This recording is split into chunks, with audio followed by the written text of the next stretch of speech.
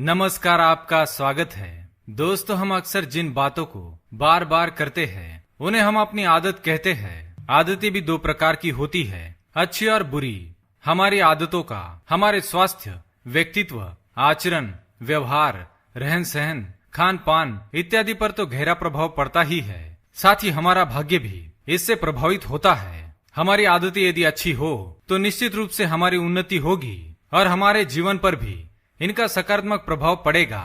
और इसके विपरीत बुरी आदतों का हमारे जीवन पर बुरा प्रभाव पड़ता है। हम सभी अपने आराध्य देवी देवताओं की मनोभाव से पूजा अर्चना करने की कोशिश करते हैं और हमेशा ही उनकी कृपा प्राप्त करने की कामना करते हैं और इसके लिए हर संभव प्रयास भी करते हैं। लेकिन आजकल की भागदौड़ भरी जिंदगी में लाख कोशिश करने के बाद भी हम पूजा पाठ के लिए ज्यादा समय नहीं निकाल पाते हैं और इस बात का दुख हमारे मन को हमेशा सताता रहता है। लेकिन दोस्तों, ईश्वर कभी भी कड़क उपवास करने से, अत्यधिक पूजा पाठ करने से या फिर किसी वस्तु का त्याग करने से ही प्रसन्न नहीं होते हैं, बल्कि हमारे सही और सच्चे आचरण और अच्छे कामों से ही जल्दी प्रसन्न हो जाते हैं। हम यदि सच्चे मन से ईश्वर को करीब से महसूस करना चाहते हैं तो हमें अपनी दिनचर्या में कुछ परिवर्तन करना आवश्यक है और कुछ अच्छी आदतों को हमारे जीवन में शामिल करना है। ऐसा करने से आप अपने आराध्य देव को प्रसन्न कर सकते हैं और जब ईश्वर हमसे प्रसन्न होते हैं तो हमारे जीवन में हर तरह की खुशियां अपने आप ही चलकर आती है।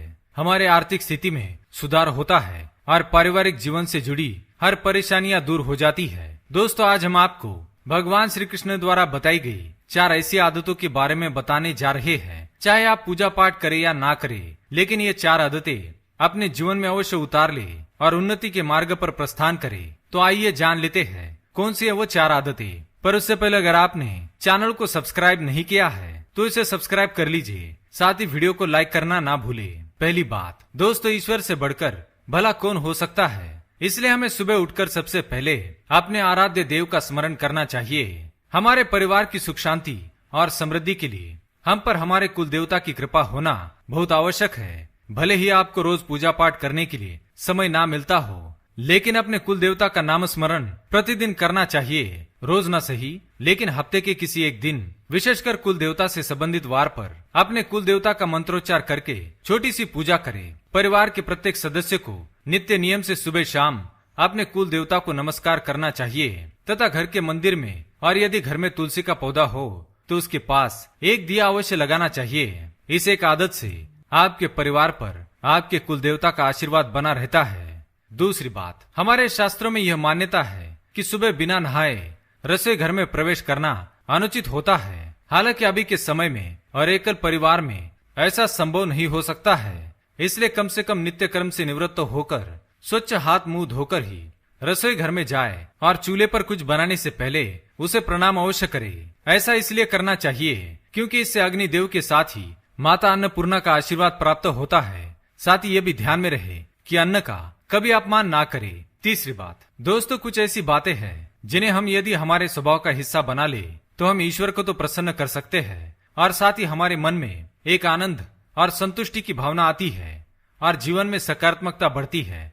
जैसे कभी भी अकारण ही ऐसे शब्दों का प्रयोग ना करे जिनसे किसी का मन दुखता हो। कभी भी बिना वजह किसी का अपमान ना करे। कभी अपने बड़े बुजुर्गों को अपशब्द ना कहे। घर की महिलाओं की सुरक्षा और सम्मान का ध्यान रखे।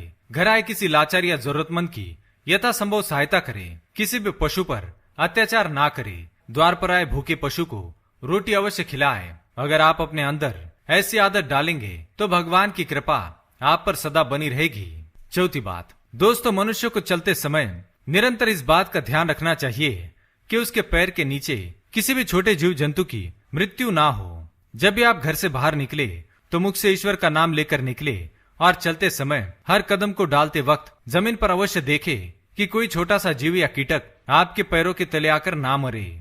जिस मनुष्य में यह आदत होती है वह मनुष्य भगवान को सबसे अधिक प्रिय होते हैं।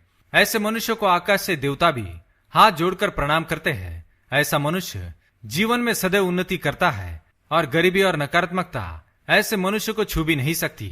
तो दोस्तों, ये थी वो 4 आदतें जो मनुष्य को अपने जीवन में अवश्य अपनानी चाहिए। उम्मीद है जानकारी आपको अच्छी लगी होगी। वीडियो पसंद आए तो लाइक करें, कमेंट में जय श्री कृष्ण अवश्य लिखें। साथ ही चैनल को सब्सक्राइब करें। धन्यवाद।